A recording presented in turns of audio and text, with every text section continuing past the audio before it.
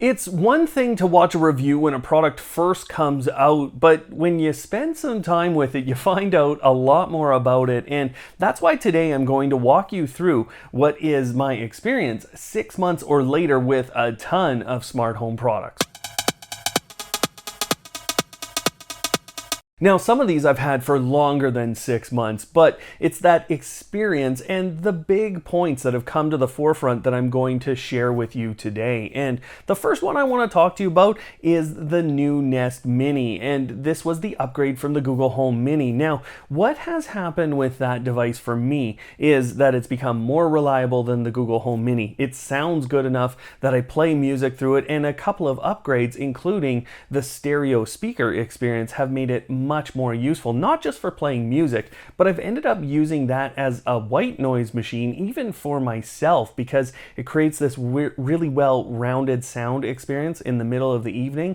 I'm not hearing white noise from just one point. But I have been frustrated with the ability to listen to audiobooks within the Nest Mini, and I think many people, I have to recognize that many of you without a good Wi-Fi system in your homes have struggled, but I have not had that kind of a struggle in terms of reliability. And actually, the Google Assistant has gotten a lot better this year versus previous years, where sometimes we've almost felt like it took a step back. So honestly, the Nest Mini is still a full-on buy for me, and I have really enjoyed that smart speaker, especially in pairs. But I'm not here to just talk about simple stuff or normal stuff. Now, this is called the uHoo Air Monitor, and this device is quite different. It is $329 US. And my experience with this has been one of wanting. And what I want out of it is for it to be ultimately reliable, stay online, because when it goes offline in a dark room in the middle of the night,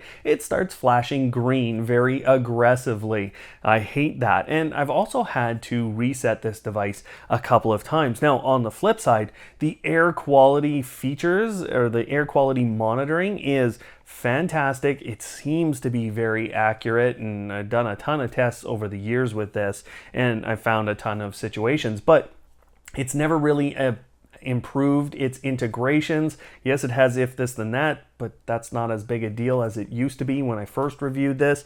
And the constant reliability issues have meant that I've had to reset the data. So this is not a purchase for me, and it wasn't when it was $329, but it really isn't now. They need to come out with a second model, better priced and with better integrations. There were always a few knocks on the Fire TV Cube, and I still remember when Paul scratched a piece of paper with the corners of that. Plus the highly reflective surface, it was never gonna survive very well. But I've now had this for over a year, and I've actually enjoyed the experience for the most part. I find it highly responsive. I've appreciated the extra memory space on there. But what I have found over time is that the pairing of other Echo speakers to my Fire TV sticks has easily replaced the experience with the Fire TV Cube, because the big deal was that I didn't have to have the voice remote in order to control things, and now with the pairing of Echo speakers with any Fire TV sticks, you can almost do everything you can with that Fire TV Cube. So for me, the price difference is not really worth it anymore, especially if you're not needing the extra memory or the extra processing power. I'm just not finding it worth it. However, I have seen Amazon taking some pretty significant discounts and applying it to that. So watch for that, because it's still a great device in a lot of ways. I've had the Aqara hub and the entire Aqara system in my home for quite some time now. And if I'm trying to baseline this whole system, it's relatively closed. And when I say that, I'm kind of comparing it to Samsung SmartThings. And that's because Samsung SmartThings and Habitat, they have the ability to put in tons of other Zigbee and Z-Wave devices in. But really what happens with Aqara is they don't have a lot of options outside of the sensors and devices that they can sell you that go into their system. Now, where that starts to change, and where it's changed a little bit of my perspective, is dropping all of this stuff into HomeKit. And sadly, this great cube that they produced can't go into HomeKit without some finagling, and so I actually never bothered to do that. and it's kind of a sad thing, but the rest of the system goes in, you get a bunch of sensors, and this helps you work with HomeKit and create good automation there. The other big thing to me is that they haven't had all the different options for all the products kind of available in North America, and they have some limitations in terms of numbers of devices that can go into this hub. That's a pretty hefty limitation as well with the current version, but will be solved relatively well with their newer versions that are coming. So for me, I'm leaving the Aqara hub mostly on the shelf, but if you're a HomeKit person, this is a great way to get a lot of automation done in a short time. It has definitely been more than a year that I've had the SwitchBot Buttons or these SwitchBot bots around in my home, and they are still one of my favorite devices for creating quick and easy automations, and they pair with their hubs really well, and they've become more and more reliable as we've gone. I use them with the voice assistants and even Samsung SmartThings in a lot of automation cases, and it's done a ton in my home for such a simple device. But I can't have all of these devices without really good Wi-Fi, and I kind of talked about that with the Nest Mini over here, and really smart speakers in general, and all these streaming devices that I've had. You gotta have great Wi-Fi, and I have enjoyed every moment of Nest Wi-Fi in my home, and I see some of the people kind of talk about the high-end speeds, but honestly, I haven't run into a real limitation, and I'm a pretty heavy network user in case you haven't noticed. So you know what? I think that that's a great solution for a lot of families. Simple, quick, easy, and I'm finding the network highly reliable. There are a couple of drawbacks yet with Nest Wi-Fi, and you know, the first one is that you end up having to buy other network switches if you want some wired things around, or you have to come up with a couple of other solutions because the points don't have any Ethernet ports on them. So you kind of run into that. And then the other thing is you don't necessarily have all of the in-depth settings options that you might want if you're a real, network nerd. Well, it's not there. And I know it's been just over 6 months with this product because it's out of batteries, and that's kind of the statement that came out of Wyze when they released their Wyze lock. Now, I've actually really enjoyed the Wyze lock. It might actually have turned into my favorite Wyze product in the last little while, and that's because its gateway makes it highly reliable. The combination of that and the keypad means I have many different ways of opening up my system, and that includes Amazon's voice assistant as well for unlocking and locking my system, and that keypad just makes it really easy to lock down my house when I want. Now, the drawback of that in any place is going to be the GPS based automatic locking and unlocking. That's not a service that's been really reliable with anything, to be honest. So that's where that keypad becomes really important, and I think helps you automate things a little better. I wanted to do a bit of a rapid fire here and just kind of walk through a ton of devices. The Echo Flex has been a controversial device, but I really enjoy it, especially with this little light here, or this little night light, and that's really what it becomes, an automated night light with Amazon's voice assistant on board. SmartDry was always an interesting device to me, but they haven't gone out and completed their integrations of things. So I'm kind of waiting for a second version or better integrations. They were working on SmartThings, it's not there yet, and I want the smart washer component so I can have both. So bit of a mixed device, but it does give you good notifications. On the flip side, Wemo is just terrible. I don't know why this company, Belkin, cannot get this right, but that is a terrible smart plug that is way overpriced. So I don't know what they're doing there. The Aqara Cube, I talked a little bit about it within Aqara's whole system.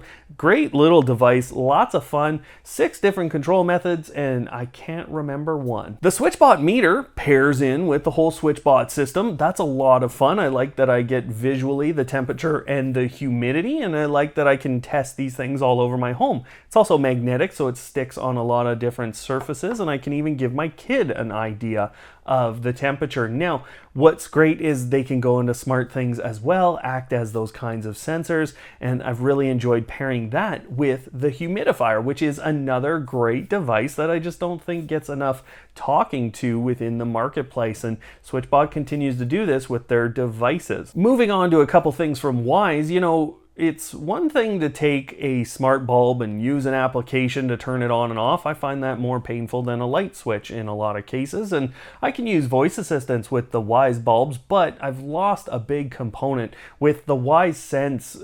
Those devices are essentially at this point kind of dead, and it looks like Wyze is about to replace them. So I think right now, definitely don't be looking at the Wyze bulbs. There's not a lot of great integration or automation options for those, and definitely if you can buy the Wyze Sense, hold off here. There's a whole thing going on with the Wyze V3 coming out. But on the flip side, the Smart Life bulbs have continued to get better and better integrations, and we've even seen them come into SmartThings in some cases. And I have some Smart Life bulbs that will go in to SmartThings and work, and I have others that won't, and I even have a diffuser that will go in from Smart Life. But there's a real variability there, and you really got to pay attention to what brand you're buying and what they integrate with. But in general, those Smart Life bulbs have been very good throughout my home, with pretty good integration with the voice assistants, with one exception, and that is if I ask them to turn on and I say, instead of saying turn on, I say, you know, brightness to 100%,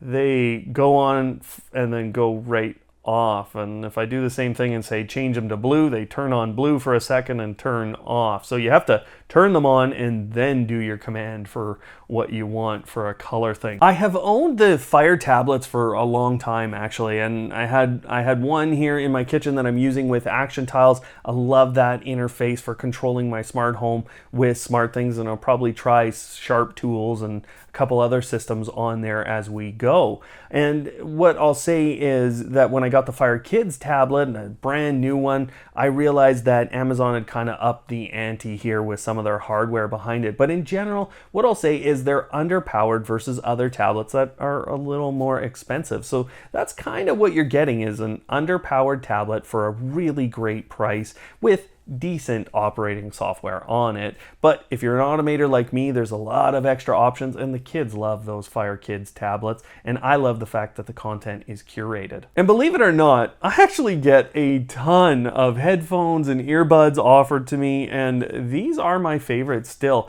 I know a lot of you didn't watch our review of the Echo Buds, but I had a lot of fun making that, and I hope some of you will actually go and watch it sometime. But this is one of the best earbud sets out there, I think, and actually we're going to get a second version if the rumors are true. What I've really enjoyed about them is how I can get both voice assistants on a regular basis, and the phone calls, the clarity, all of that around them. Plus, I just like going for walks or going out in general with those earbuds in and listening to high quality sound.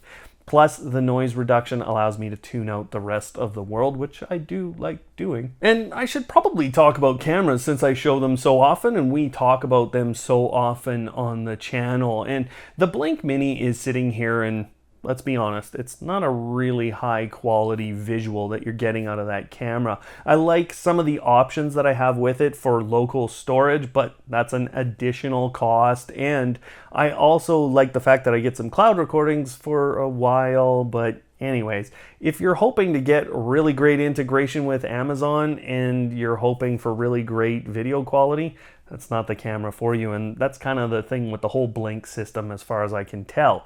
Now, on the flip side, the SmartThings camera, I've had that for a very long time now, and I've heavily used that in conjunction with the newer Vision camera that I have. And the Vision is the privacy-focused approach, and then the SmartThings Cam allows me to get these free cloud recordings there for a day, and I get notices on my security system if anyone was ever to enter my home. I really love that. It's not the best quality video either, but I love that integration and that free cloud option, and I definitely recommend, if you can still purchase that camera, go get that if you're a SmartThings user. But what has had really good video quality actually is the EZVIZ cameras, and actually I gave a lot of those out to people that I knew that were looking for kind of that high quality visual. And EZVIZ definitely hits that, but you probably end up either with a storage card, spending that storage card, or buying some of their cloud services in order to get the storage that you want. There's other options out there with NVRs and things, but that's a really good comprehensive camera solution there, and I've enjoyed having those around for the high quality. Some time ago I showed you guys the Ekster wallets, and these are really interesting, kind of high quality leather, and they're a smaller form factor than you get with many of the kind of original or classic wallet styles. And the other thing that's on this is a tracker. Now, what I found with that tracker is that it dies, and I don't often leave it open to charge because I want kind of the protection, the RFID protection of those cards in the wallet. So I haven't opened it a ton, and I'm not finding the tracker to be highly useful, but I really love just doing this. Now, as this is a different video type, I'd like to hear your thoughts on this. Was this fun? Was this in-depth enough? Or would you like me to delve kind of into different product lineups or different companies in order to give you that 6-month later experience here? Let me know in the comments. Otherwise, if you need more information, well, there's a playlist up on screen that goes in deeper with all of these different product lineups. So go check that out. Otherwise, thanks for watching. And of course, don't hate, automate.